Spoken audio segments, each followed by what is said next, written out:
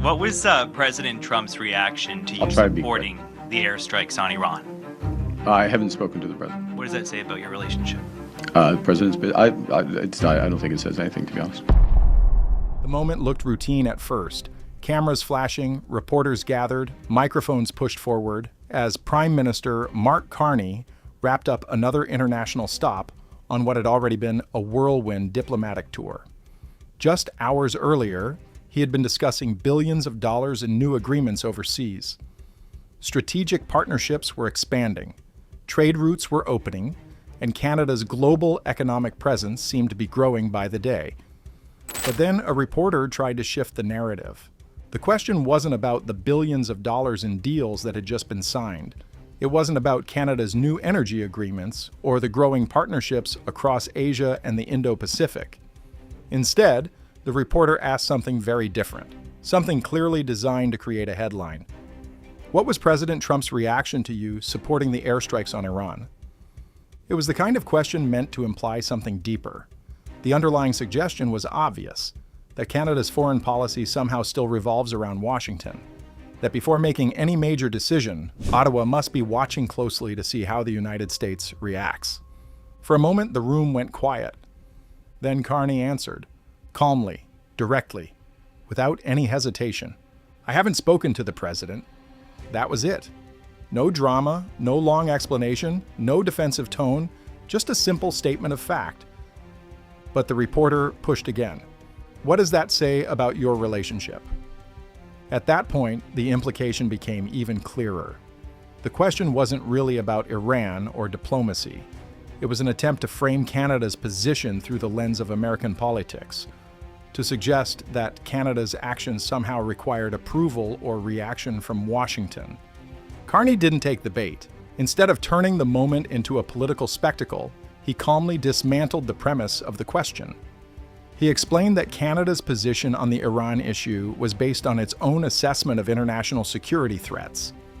For decades, concerns about Iran's nuclear ambitions and its support for regional militant networks have been widely debated across Western governments. Canada, like many of its allies, views those developments as serious global security concerns.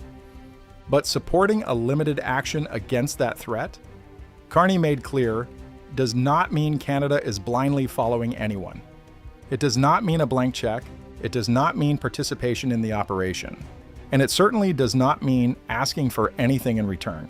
Canada took a position because it believed that position was correct, not because someone else demanded it. That distinction mattered. In one answer, Carney effectively shut down the entire assumption behind the question. The reporter had tried to frame the situation as though Ottawa must always be looking south for approval. Carney made it clear that was not how Canada operates. And the contrast between the question and the reality of what had been happening around the world at that very moment was striking. Because while the press conference focused briefly on Trump's possible reaction, Carney had been spending the previous 48 hours doing something entirely different. He had been signing deals, big ones. During his visit to India, Canadian and Indian partners confirmed more than $5 billion in new commercial agreements. These deals covered multiple sectors, including energy cooperation, technology development, and investment expansion. One of the most significant announcements involved a $2.6 billion uranium supply agreement, strengthening Canada's role as a long-term energy partner for one of the fastest-growing economies in the world. India's demand for reliable energy is growing rapidly as its economy expands, and Canadian uranium has long been seen as a stable and secure supply option for nuclear power generation. The agreement not only deepens economic ties, but also reinforces Canada's strategic importance in the global energy market. But that wasn't the only development. Talks also included cooperation on critical minerals, a sector that has become increasingly important as global industries transition toward electric vehicles, battery storage, and advanced technology manufacturing. Canada holds some of the largest reserves of critical minerals needed for these industries. India, meanwhile, is expanding its manufacturing and technological capabilities. The combination creates a natural partnership that both countries appear eager to strengthen.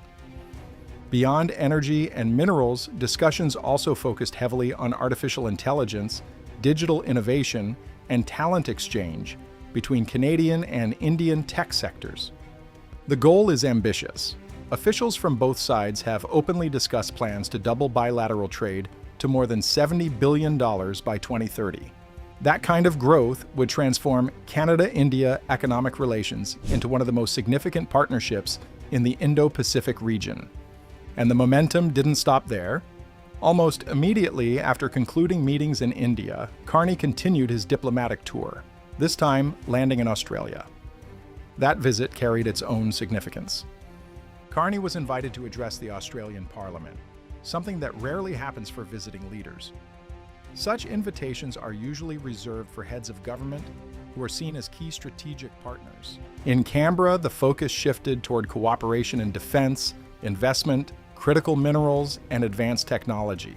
Canada and Australia share many of the same economic strengths, abundant natural resources, strong democratic institutions, and growing technology sectors. Both countries are also increasingly focused on securing supply chains for minerals essential to the clean energy transition. In other words, the partnership is not just symbolic, it is strategic. And that broader context made the press conference moment even more revealing. While the reporter tried to pull the conversation back toward Washington politics, Carney was clearly operating on a much wider global stage. He spoke about strengthening partnerships, expanding trade routes, diversifying Canada's economic relationships, and building long-term resilience in a world where global alliances and markets are shifting rapidly. At no point did he appear defensive. At no point did he raise his voice. He simply restated Canada's position clearly and moved forward. That calm approach has become one of the defining characteristics of his leadership style. Where some political figures dominate headlines through confrontation or dramatic rhetoric, Carney tends to focus on implementation. While critics debate policy decisions on television panels, his government has been negotiating new agreements, expanding trade networks, and strengthening diplomatic relationships. And that difference is becoming increasingly visible. Because the global landscape is changing.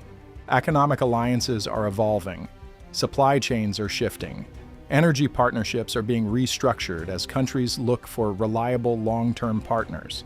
Canada, under Carney's leadership, appears determined to position itself as one of those partners. The message coming out of the press conference was subtle but unmistakable. Canada is not asking for permission. Canada is not reacting to pressure.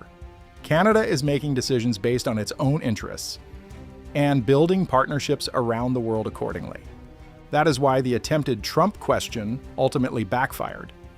Instead of exposing weakness, it highlighted something else entirely: confidence, a country acting on its own timeline, and a leader who refused to let the conversation be defined by someone else's politics. So now the bigger question isn't what Donald Trump thinks about Canada's decisions. The bigger question is how Canada's expanding network of partnerships, from India to Australia and beyond, could reshape its role on the global stage over the next decade. Because if the last 48 hours are any indication, Ottawa is no longer just reacting to world events. It is actively shaping them.